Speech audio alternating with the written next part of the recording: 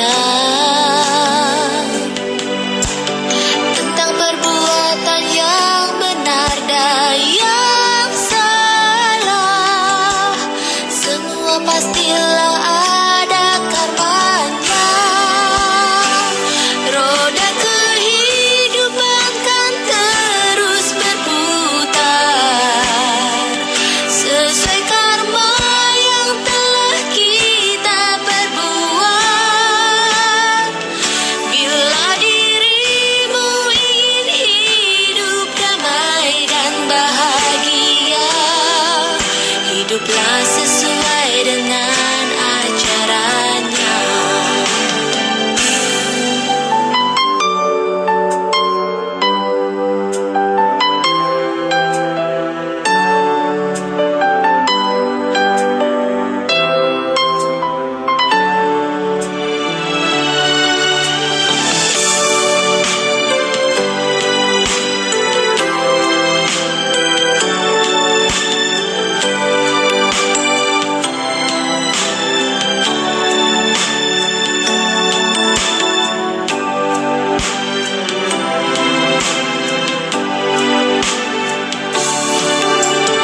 Bila kau telah mengenal Sang Buddha,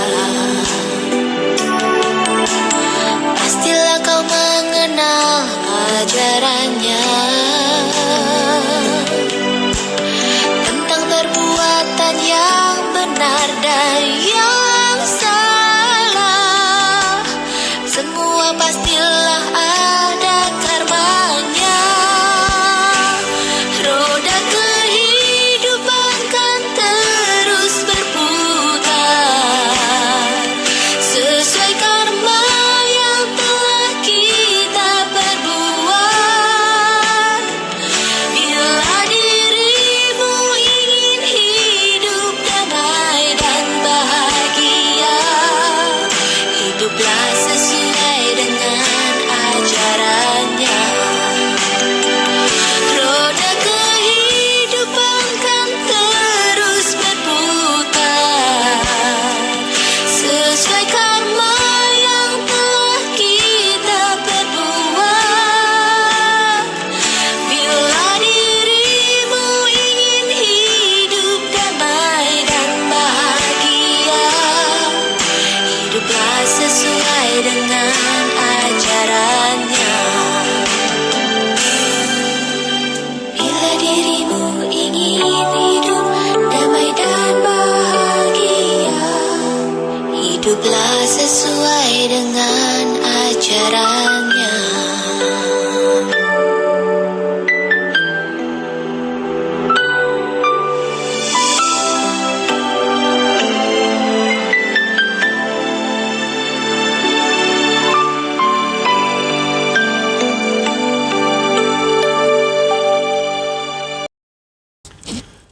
Baik, terima kasih kepada pembawa acara. Ya. Nah, selamat malam upasaka upasika Romo Yimi. Namo Buddhaya.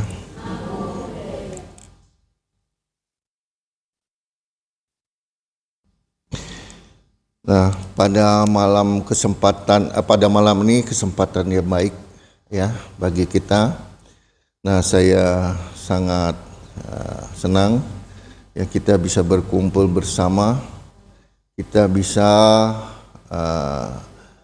membahas ya, memahami Dhamma ya. Tentu saya tidak bermaksud ya mengajari ya, hanya menyampaikan apa yang telah dikatakan maupun yang telah diajarkan oleh Guru Agung kita ya, Buddha Gautama Samma Sambuddhasa. Nah, sebelum kita membahas, mari kita bersikap anjali, kita berikan penghormatan kita kepada Guru Agung Buddha. Namo tassa bhagavato arahato samma sambuddhassa. Namo tassa bhagavato arahato samma sambuddhassa. Namo tassa bhagavato arahato sama sambuddhassa. Persujudan kepada beliau yang berberkah, yang maha suci, yang telah mencapai penerangan sempurna oleh diri sendiri. Persujudan kepada beliau yang berberkah, yang maha suci, yang telah mencapai penerangan sempurna oleh diri sendiri. Persujudan kepada beliau yang berberkah, yang maha suci, yang telah mencapai penerangan sempurna oleh diri sendiri. Baik, terima kasih.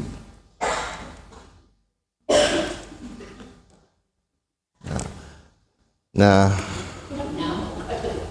banyak nyamuk di bubu ya.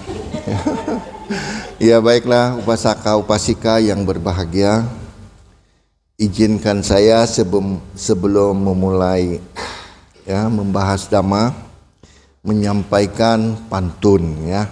Nah, sebuah pantun. Kampung dongkal, jalan mutiara, alamnya segar, ramah ceria, datang ke Cetia menjalin saudara, hati senang, hidup berbahagia. Nah,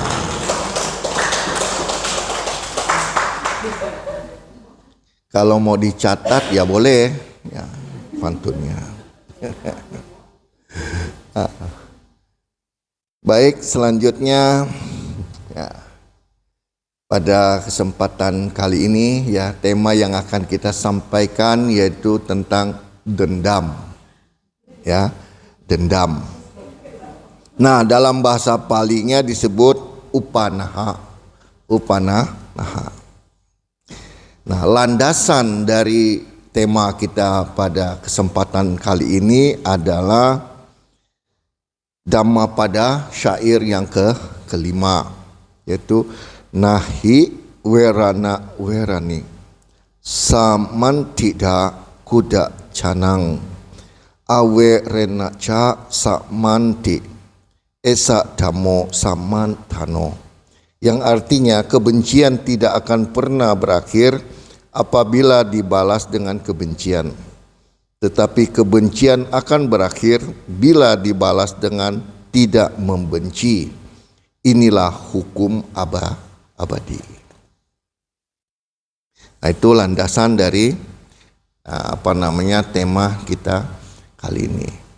Jadi tidak sembarangan kita menyampaikan tema ya, harus ada landasannya ya, landasannya tentang tema tersebut. Selanjutnya kenapa tema ini perlu kita bahas dan perlu kita pahami. Nah, latar belakangnya adalah karena tema ini akan berkaitan erat dengan kehidupan kita. Ya, maupun kehidupan kita saat ini maupun kehidupan kita yang akan datang. Maka penting untuk dipahami dan dimengerti. Nah, kita dapat kalau sudah dapat memahami dan mengerti ya tentang tema ini, kita dapat melakukan sesuatu. Setidak-tidaknya kita dapat meredam. Kalau lebih bagus kita menghapusnya atau mengikisnya sampai tuntas ke akar-akarnya. Ya, agar tidak muncul lagi namanya dendam tersebut.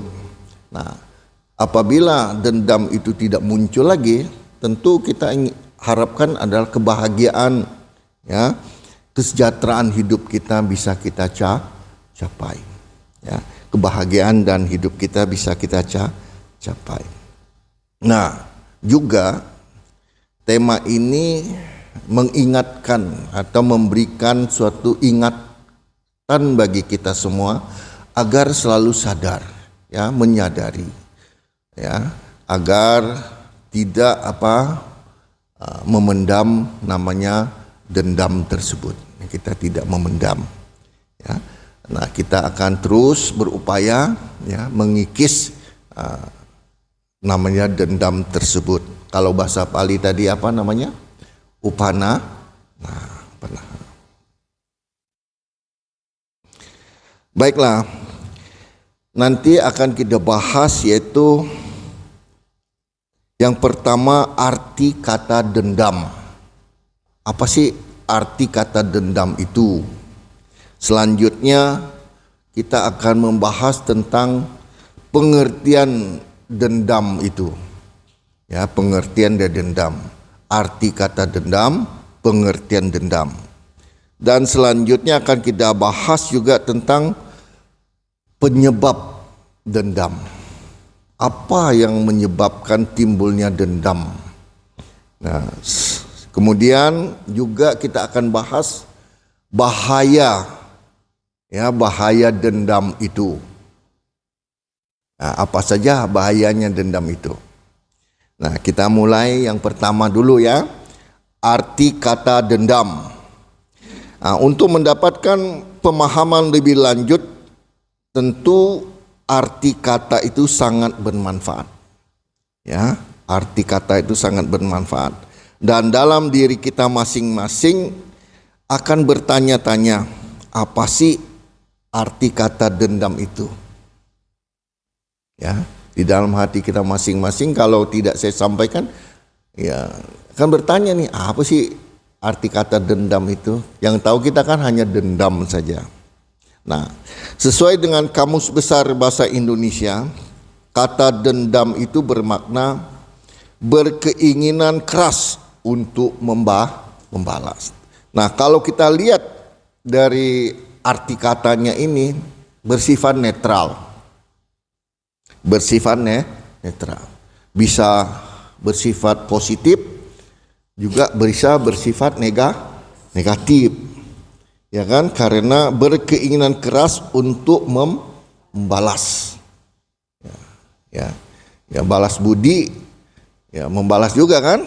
Nah, saya dendam ingin membalas budi, ya kan? Ya, itu nih apa namanya? Positif, ya.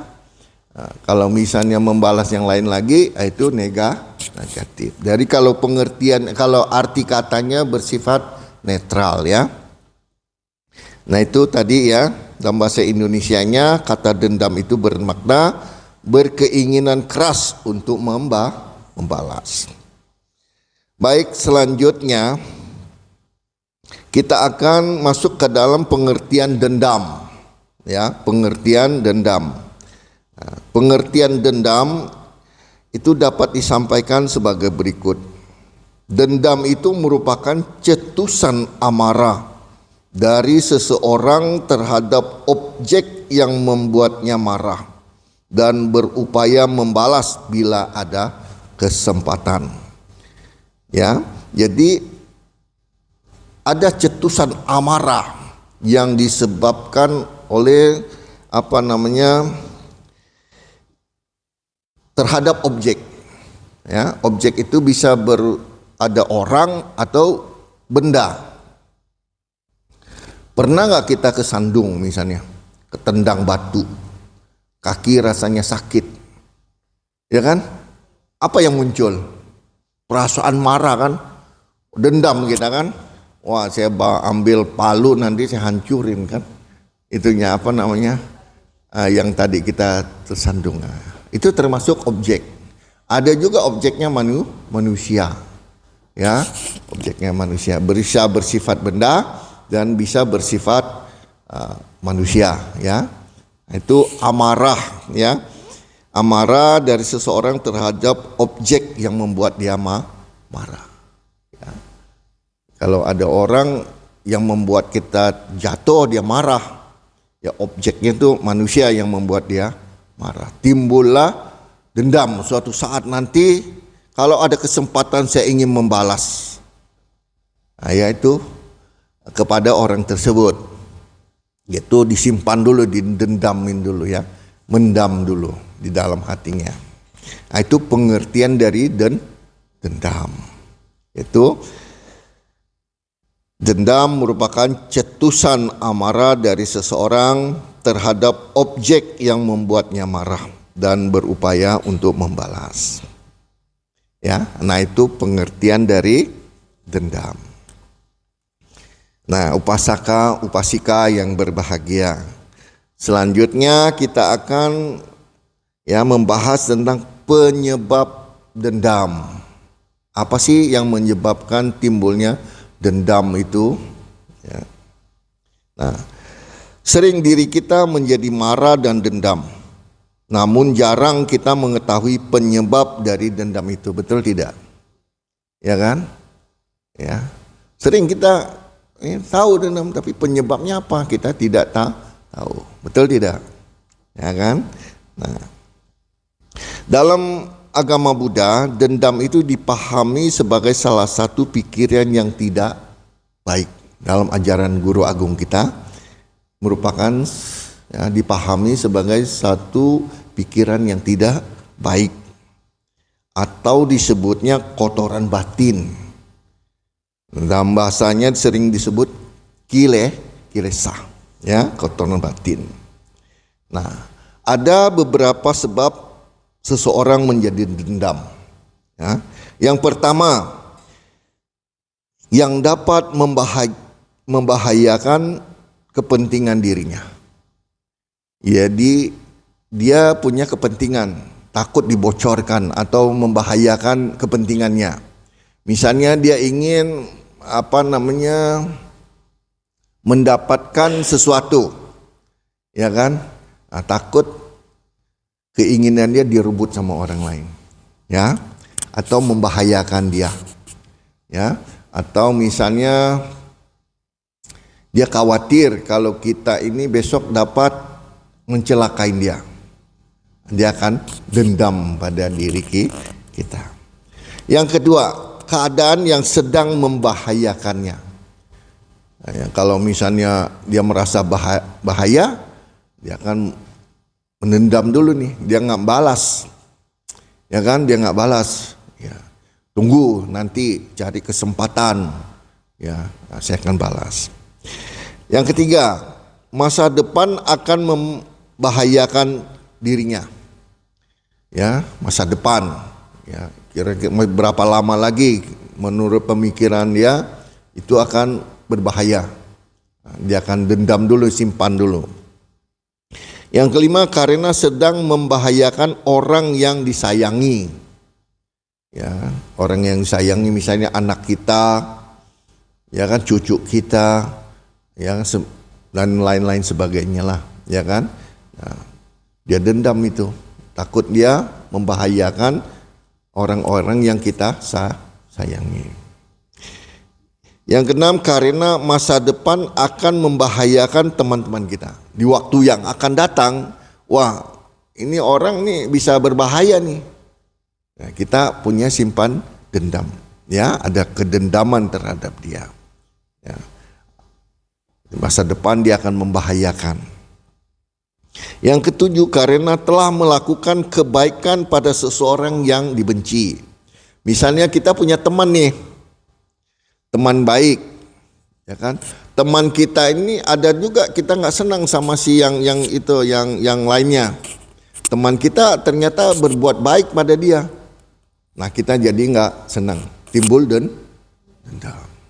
Ya, saya kan udah baik sama situ, saya kan nggak suka sama dia. Ya kan? Kenapa situ baik sama dia? Timbullah dendam. Selanjutnya, karena melakukan kebaikan yang dibenci saat ini. Ya, misalnya dia nggak suka, ya, dia berbuat sesuatu terhadap diri kita misalnya. Nah, itu, ya. Selanjutnya, karena masa depan akan melakukan kebaikan pada seseorang yang kita benci. Ya.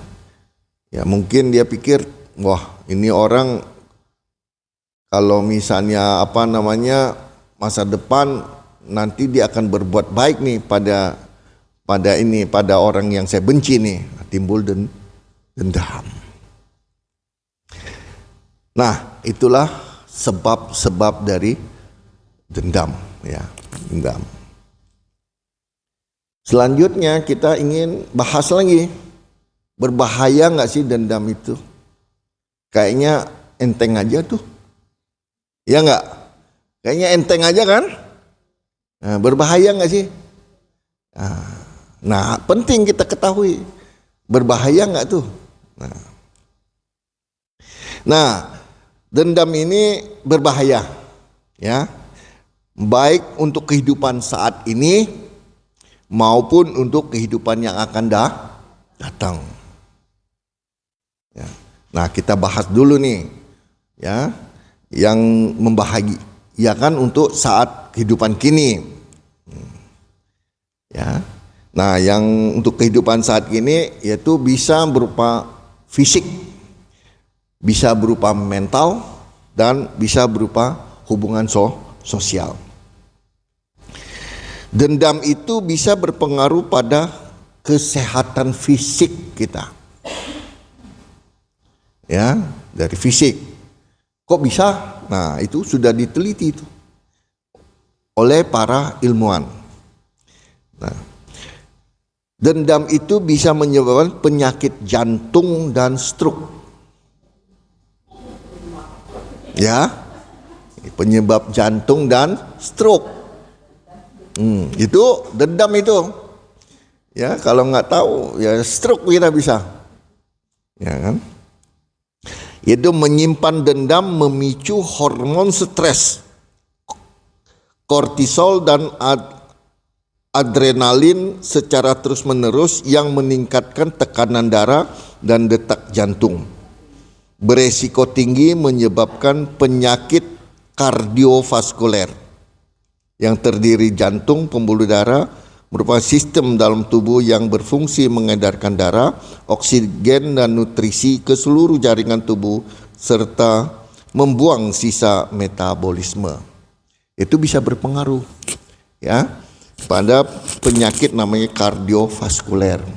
Ya, itu penyakit jantung dan stroke. Nah, banyak orang stroke jangan-jangan gara-gara dendam, ya kan? Ya. Mendendam dia, ya kan, darahnya nggak ngalir jadinya kan, stroke, darah tinggi, ya. Nah, itu harus kita ketahui itu. Tadi kita lihat enteng aja sih dendam, nggak ada masalah, betul nggak?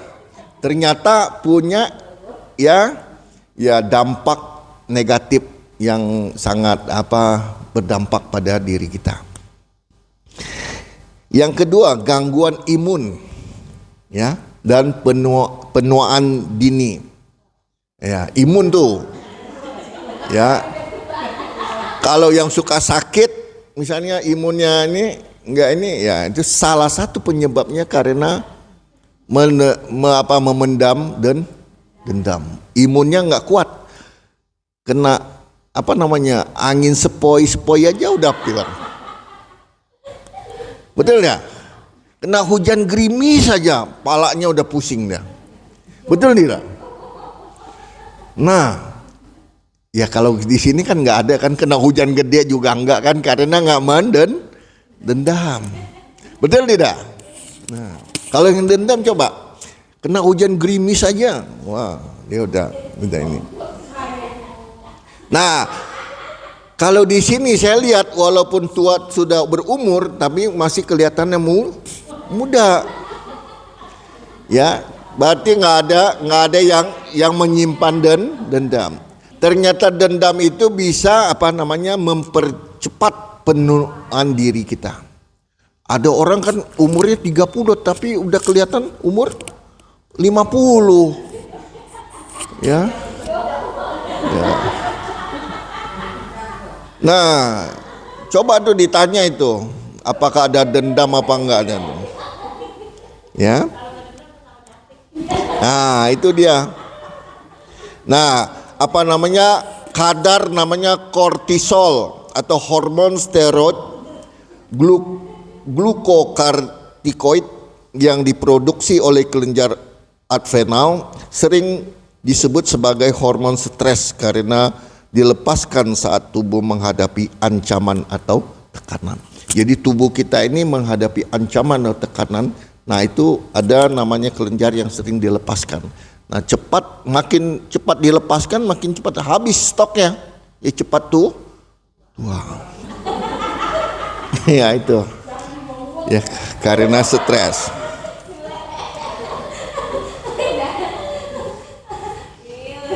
Nah, gangguan fisik lainnya yaitu memicu sakit kepala, sakit punggung, masalah pencernaan atau mah. Ya, karena dendam itu. Ya. Sakit kepala jangan-jangan ada simpan dendam lagi. Ya, diperiksa itu ya. Jangan cepat-cepat minum yang sakit kepala itu. Panadol. Periksa dulu nih, jangan-jangan ada ini. Kalau simpan deposito uang sih nggak apa-apa, dendam ya kan. Ya, sakit pinggang. Ada yang sakit pinggang, nah itu periksa.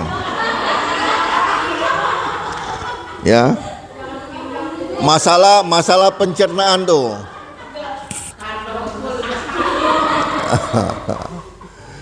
Nah, itu bahaya secara fisik ya untuk saat ini ya. Fisik itu dia bisa menyerang fisik, ternyata dendam ya, fisik Kiki. Ya. Dendamnya belum kesampaian, orangnya sudah digerogoti oleh racun dari dendam itu kan, begitu. Dendamnya belum terbalas, dia sendiri udah kena ini kan. Jadi fisik. Yang kedua berdampak pada kesehatan mental dan emosional. Ya, mental, gangguan psikis. Ya, memicu kecemasan kronis, depresi, gangguan stres pasca trauma. Nah, ketidakstabilan emosi. Ada orang yang suka marah-marah.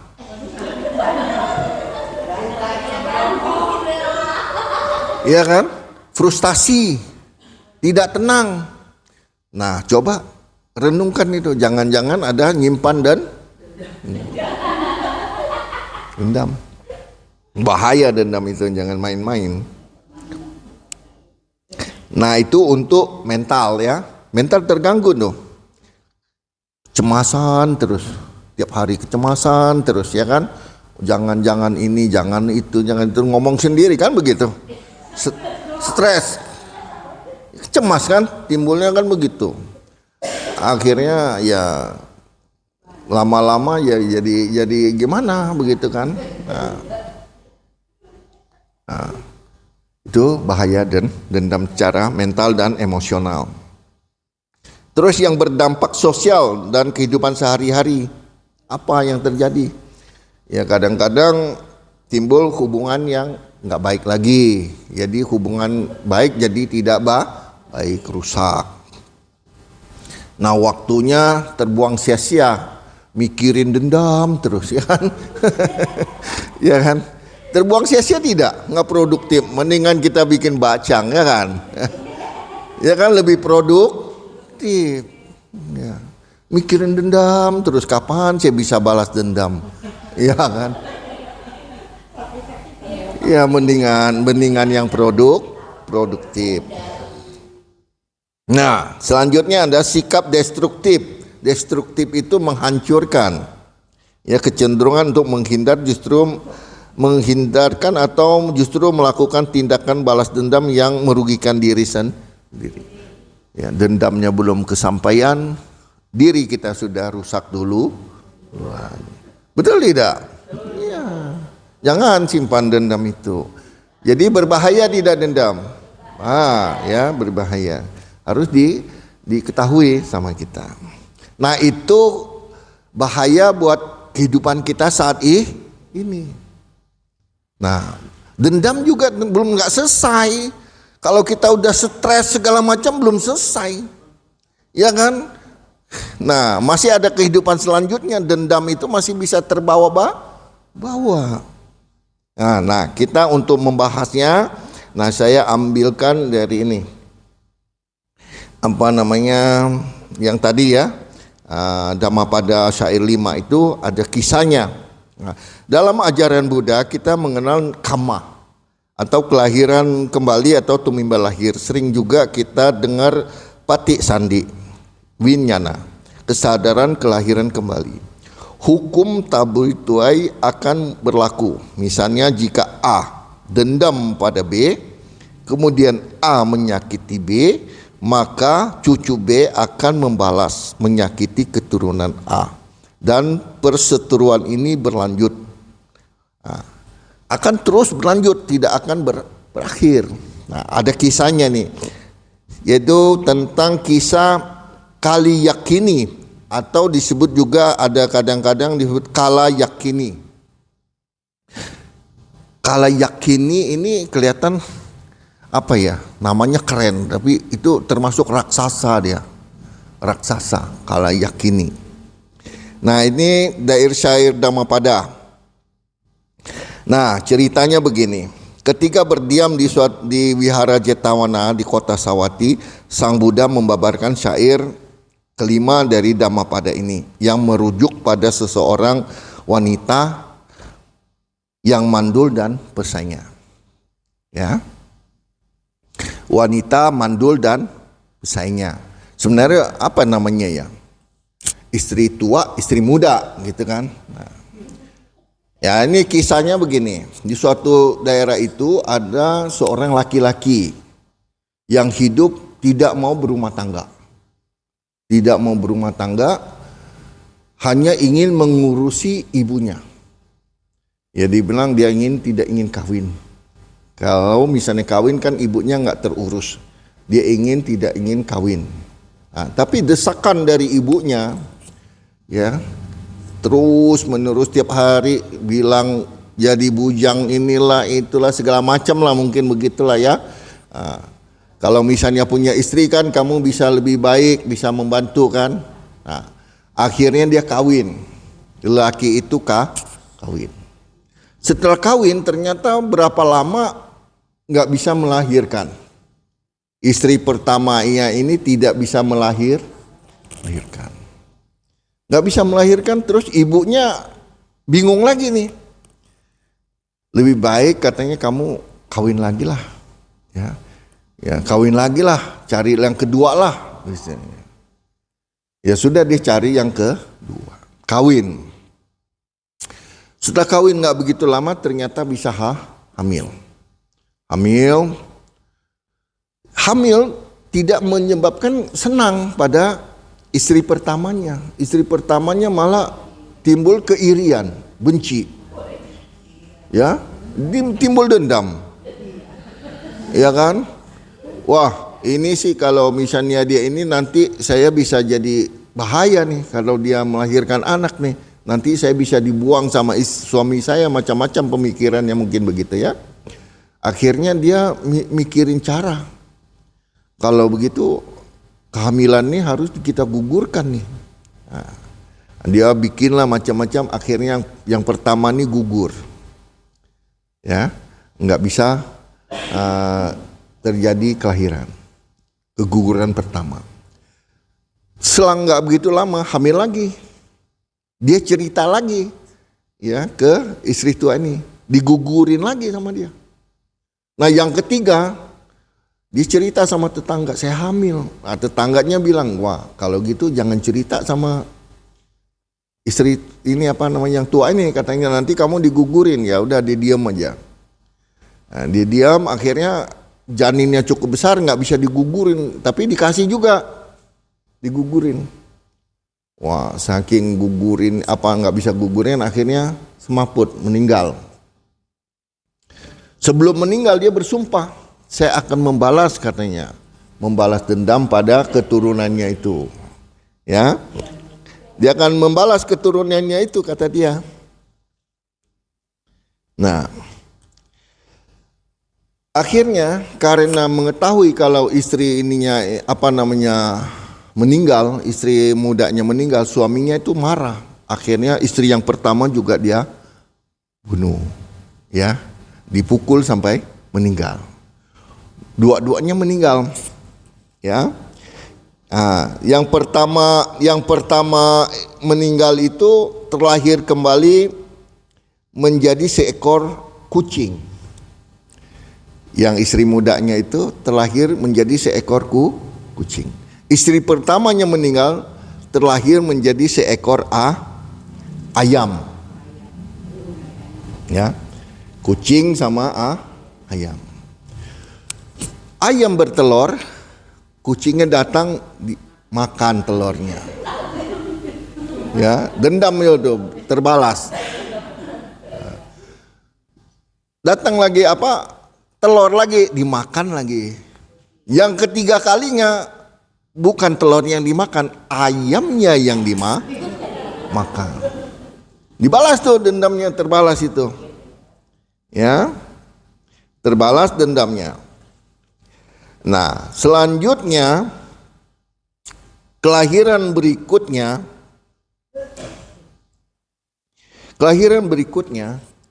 si kucing itu meninggal, terlahir menjadi seekor kijang. Nah, yang ayam meninggal terlahir menjadi macan tutul. Ya, balas lagi dia. Yang kijang ini melahirkan anak, dimakan lagi sama macan tutul, ya kan? Nah, berapa kali melahirkan, anak kijang ini dimakan sama macan tutul. Yang terakhir kijangnya dimakan sama macan tutul. Nah, itu berlanjut tuh, kijang itu mati.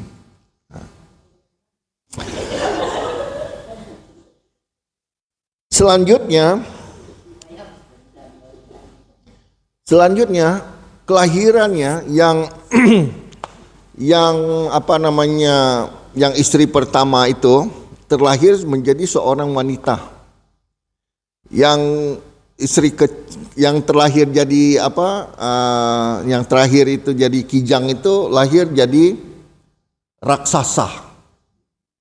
Ya, raksasa. Nah, dia istrinya yang perempuannya hamil, ya dimakan anaknya. Sekali hamil dia bisa berubah wujud raksasanya itu, berupa jadi temannya baik-baik gitu. Akhirnya dimakan. Ya.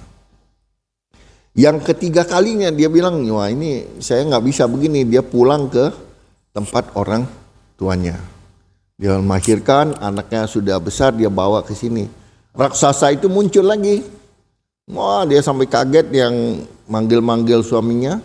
Akhirnya lari ke wihara. Wihara pada saat itu Sang Buddha sedang mengajar. Mengajar dengan kerendahan hati, dia bersujud pada Sang Buddha. Sang Buddha terus dia tahu kondisinya, keadaannya. Sang Buddha memanggil Biku Ananda untuk mengundang si raksasa itu masuk ke wihara. Tapi penjaga wihara itu, ada penjaganya, dewa-dewa penjaganya itu melarang. Tapi karena permintaan permohonan dari Sang Buddha, dipersilakan masuk. Nah, dijelaskanlah, jadi nggak boleh dendam dan sebagainya, diselesaikanlah dengan baik. Makanya muncullah ya syair Dhammapada itu. Ya, jadi dendam ini kalau misalnya nggak kita selesaikan, ya akan merembet sampai ya berkelanjutan. Ya, nah itu kisah tentang dendam. Ya, untuk kehidupan kita yang akan datang. Jangan sampai kita menjadi raksasa yang dendam terusnya, kelaparan sana sini. Ya, nah, itu berbahaya tidak dendam itu? Nah, berbahaya ya untuk saat ini maupun yang akan datang. Nah, itulah kira-kira ya yang bisa kita sharingkan ya. Ya, Sang Buddha juga mengingatkan agar kita selalu sabar, tidak menendam kebencian. Kebencian hanya dapat menyebabkan kebencian yang makin berlarut-larut, dan kebencian hanya dapat berakhir melalui persahabatan, persaudaraan, saling pengertian dan niat baik. Ya, itu kira-kira. Nah, sebelum sampai ke renungan, ya mungkin ada yang mau bertanya, ya saya persilakan.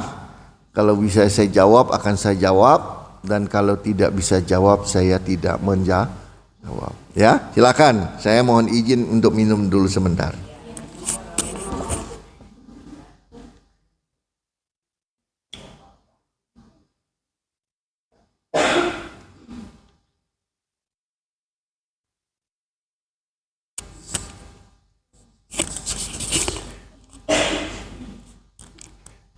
Nanti pasti coba selidikin. Nanti pulang dari sini selidikin diri kita. Apa yang kita bawa pulang? Ya, apa yang diingat? Ya, jangan ayam sama kucing. Ya, kucing kena makan telur lagi kan? Nah, tapi boleh dipraktekkan kan apa yang dibawa pulang. Ya, ada pertanyaan? Silakan. Ya kalau nggak ada yang ditanyakan, baiklah ya. Nah, kita sampaikan ada renungan. Saya ambil dari Dhammapada 163. Sukha rani asa duni athano ahitanica yang we hitanca sadungca tang we para madukas karang. Sungguh mudah untuk melakukan hal-hal buruk dan tidak bermanfaat, tetapi sungguh sulit untuk melakukan hal-hal yang baik dan bermanfaat bagi diri sendiri. Ya, melakukan hal-hal buruk itu sangat mudah, tapi melakukan hal-hal yang baik untuk diri sendiri sangatlah sulit. Semoga menjadi renungan untuk kita, ya. Penutup, Sabe Sata Bawantu Sukitata, semoga semua makhluk hidup berbahagia. Sadu. Terima kasih. Namo Buddhaya.